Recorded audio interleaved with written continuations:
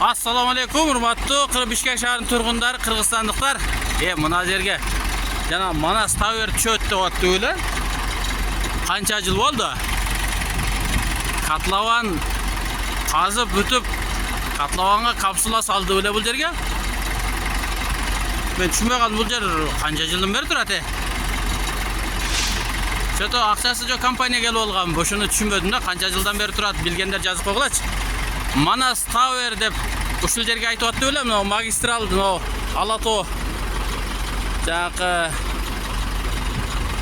ресторан бар го, кафе, тойкана. Могу аркасында аквапарк бар, Ала Тоо.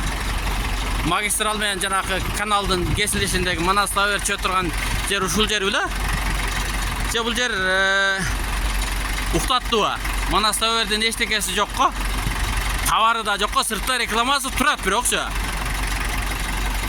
Ушуну карап койбойсуңарбы? Ой, мен ойлон нөлдөн чыгышы кыйын болбосо керек деп ойлоп аттым эле. Атайын келдим да, ушул жер не болуп атат экен деп. Ушул жака ишим түшүп калды, ушул жерди көрүп, элге отчет берип коеюн дедим да. Бул жерде Манас Tower деген эчтеке жок.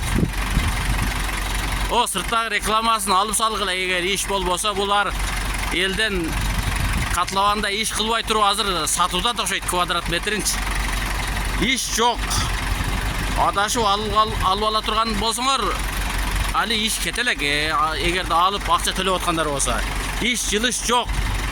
Мына Манас Tower'ден үй алып аткандарбы, же место алып аткандарбы, сырттагы рекламасына көрө иш кылгандар көргүлө мына.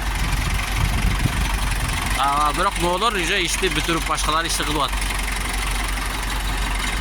Ушундай. Манас Tower'ден кабар жок. Буга ким жооп берет? Кимдер келип капсула салды эле бул жерден?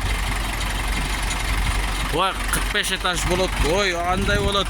Ой, мындай болот. Инвесторлор келип атат деп бирөөлөр не кылды эле, ким айтып атты эле? Ушуну карап койгулачы. Жана не кылып аткандарчы?